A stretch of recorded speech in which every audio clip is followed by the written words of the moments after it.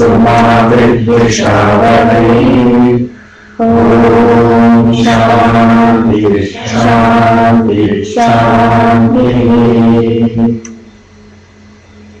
Akhandamandalakaram Vyatam Yena Characharam Tatparam Darshitam Yena Tasmai Shri Gurave Namaha. Ajnana-timirandasya Jnana-janashalakaya Chakshur-militam yena Tasmai Shri Gurave Namaha. Guru-brahma, Guru-vishnu, Guru-devo Maheshwara, Gurudeva Param Brahma, Tasmai Shri Gurave Namaha.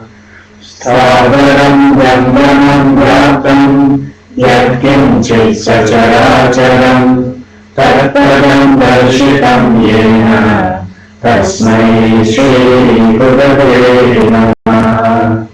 Chinmayam Vyapiyat Sarvam Trailokyam Sacharacharam Tatparam Darshitam Yena Tasmai Shri Gurave Namaha. Gita Dhyanam.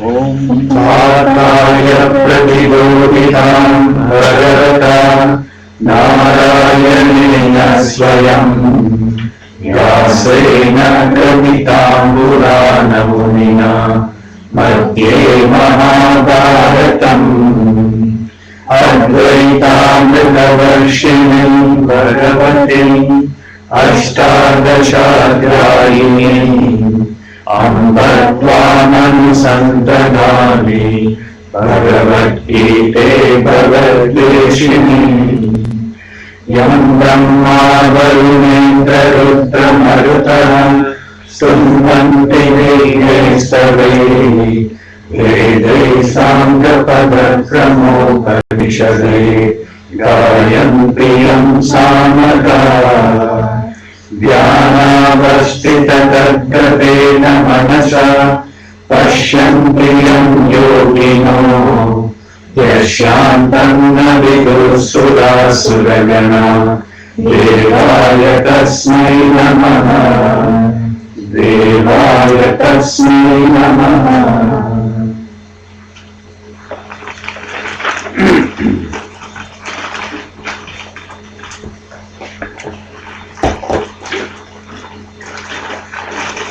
Okay, so last week we were not here. I think the week before we started on the chapter number 2, and this is called the Sankhya Yoga, the chapter of Yoga of Knowledge. So Sankhya is it was saying in Gurudev's introduction that it is one of the darshanas. Actually, it can be taken as one of the darshanas of Hinduism out of the 6 schools of philosophy. And you remember the 6 schools of philosophy: Vaisheshika, Nyaya, Sankhya Yoga, and Purva Mimamsa and Uttar Mimamsa. And Uttar Mimamsa is really the Vedanta, which is really essentialized in the Bhagavad Gita. So when we talk about all the Upanishads, when we talk about all the highest knowledge which is there, it is kind of summarized in the 700 verses of the Bhagavad Gita. So Sankhya by itself as a philosophy is not really what this is all about. It is really Sankhya in the sense that it is knowledge of the highest order, and therefore this chapter is called the Sankhya Yoga. And we started off by looking at the state of Arjuna. You remember, Arjuna has now been overcome by this anxiety reaction, and we see how that anxiety reaction has actually come about. What is the underlying factors which have given rise to this condition of Arjuna? And remember that Arjuna is a representative of man. that he represents you and me. And therefore we need to understand the underlying factors which have given rise to the condition of Arjuna. And Arjuna, in this state of pity and sorrow, is full of self-pity, he is full of sorrow, he is feeling completely dejected, and vishada, that means, this complete state of dejection which is experiencing now, is a result of the three crises which we have described earlier: the crisis of identity, the crisis of conditioning, and the crisis of choice. And that has come about because of his what the experiences he has gone through in the past 12 years plus the 1 year of living as a dance teacher in one of the kingdoms. So when we start off the second chapter, we saw that Sanjay is describing the state of Arjuna, and he's saying that to whom who has thus overcome with pity and despondency, with eyes full of tears and agitated, Madhusudana, the destroyer of Madhu, spoke these words. So again he is reminding us of the state of Arjuna, and we saw how these two things, on the one hand, the shedding of the tears, right? Where is that coming from? And the state of being distressed. And we saw that these are kind of symbolic of the way in which Arjuna is actually feeling about his own life at this time, his own state of mind, which is being expressed through these two things: the shedding of the tears and the state of being distressed. Now, if we look at the two things, like we said last time, that the shedding of tears. Now, when we actually our eyes are filled with tears, what happens to the vision? Okay. The vision becomes blurred, right?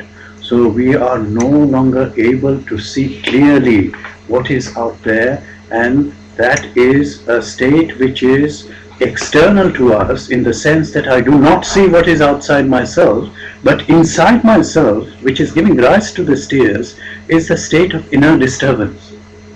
So internally I am disturbed, at the same time externally I cannot see the vision, right? So this is the state of confusion of mind. It is a state which is saying, now the whole of the experience at this moment is one of distress, which means I'm not able to actually clearly discriminate between what is right and what is wrong, simply because I cannot see the vision through my tears. So, in other words, when we are overwhelmed by emotion, and tears are nothing but an expression of that overwhelming emotion, when my mind is overcome by this emotion, then it is very difficult for me to actually be clear about my ideas, because what has happened now is that the two faculties of the intellect and the mind, what has taken over? The mind has taken over. Okay, the mind, full of emotion, has taken over, and therefore the discriminating intelligence, the faculty of the intellect, can no longer function in the right way. Okay? And both these things, when combined together, gives rise to despondency, dejection. I cannot see where I am going, I cannot see what are the options which are available for me, I cannot discriminate between what is right and what is wrong, and in that state I am lost. Okay? So this is where Arjuna is in his state of mind at that moment, and these two effects of shedding the tears and being in the state of distress are really nothing but the expression of his condition at that moment. So at that moment, Sri Bhagavan Uvacha,